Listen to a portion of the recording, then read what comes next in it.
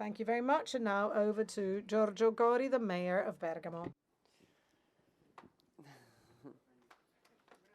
Un sindaco giovane.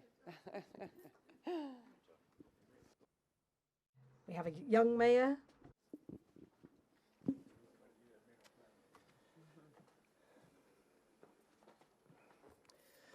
Buongiorno a tutti voi. Good morning, everybody, dear colleagues, mayors, governors. Thank you to the Holy See and the Pontifical Academy of Social Sciences for this kind invitation to attend this meeting. I bring you the warm greetings of the city and the citizens of Bergamo. It is a real honor for me to be here and to share with you this moment, which is the result of the Holy Father's interest for our communities. And this hopefully will lead us to engage in an effort to achieve sustainable development. Bergamo is a city of Gaetano Donizetti Caravaggio, the 1000 of Garibaldi, but mainly it is the hometown of Pope John the 23rd, whose Pacem in Terris was an important milestone in the reflection on human rights. One might seem overly ambitious in the attempt to improve the world, starting from the cities, especially if you consider that Bergamo only has 120,000. Obviously, this may seem unrealistic. Ours is not a metropolis. The topics that are at the core of the Holy Father's encyclical Laudato Si are so universal and so important that national and supranational policies appear to be totally inadequate.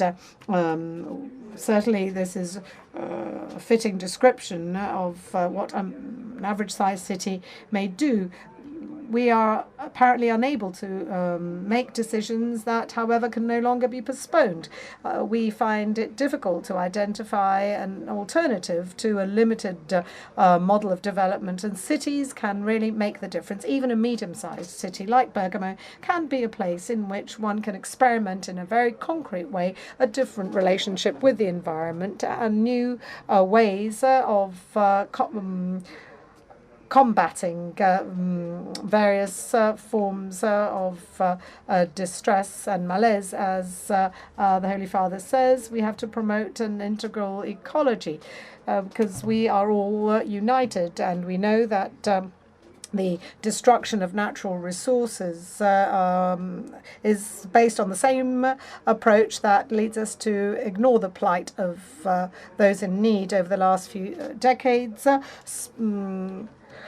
We know that boundless urban has led to a constant expansion, generating slum areas and reducing rural and farm land. Today, we focus on the need to stop using up soil and ensuring that we can rehabilitate our building stock. We have to take care of our green areas and of our landscape, and also reclaim those abandoned areas. This is what the architect Renzo Piano defined as a way of patching up our cities, creating areas and places for social cohesion and community building. And this is one of the challenges of our cities. And we also intend to promote a better management of waste. And obviously the aim behind this is to reduce damage to our environment through mismanagement and to requalify and reclaim our resources. We have to ensure that there is adequate recycling and reuse. Only a few kilometers from Bergamo, we have the largest European waste recycling plant, which can process 120,000 tons per annum of discarded plastic and we also use the plant to treat general waste. 100% of this material is covered, and in this way we avoid 200,000 tons of CO2 emissions per year. As Pope Francis points out, we have to act locally to promote greater responsibility and a greater sense of belonging and community and greater generosity in our creativity. Bergamo confirms this vision, given its extraordinary range of active citizenship initiatives and volunteering.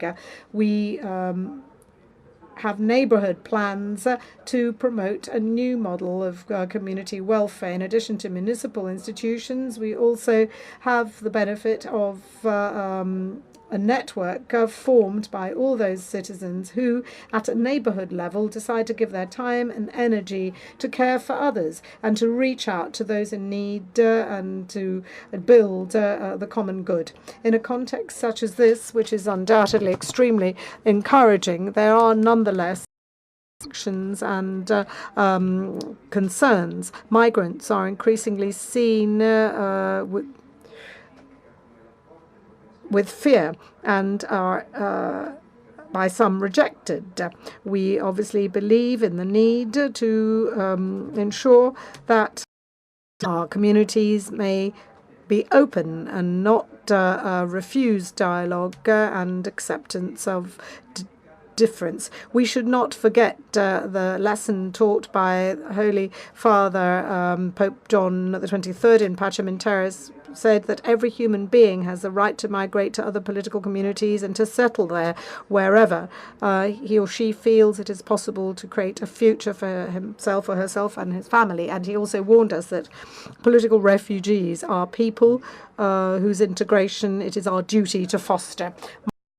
North Africa and the Middle East are, on the other hand, cynically described as a threat, and only too many doors are slammed shut in their faces, with obvious responsibilities and shortcomings in terms of the state's organization. Some are exploiting the situation and fueling an absurd war among the poor. Poverty and the consequences of climate change are why these people flee their countries. In addition to fleeing from war and conflict, they also flee from situations characterized by an unsustainable exploitation of resources. And we must never forget that we are all members of the same human family in the light of this. So we must strive to ensure that the positive values our community's richness may prevail. We have to take an integral approach to ecology, and we must provide adequate support to the needy and the poor, as well as supporting our environment. Thank you very much for your kind attention.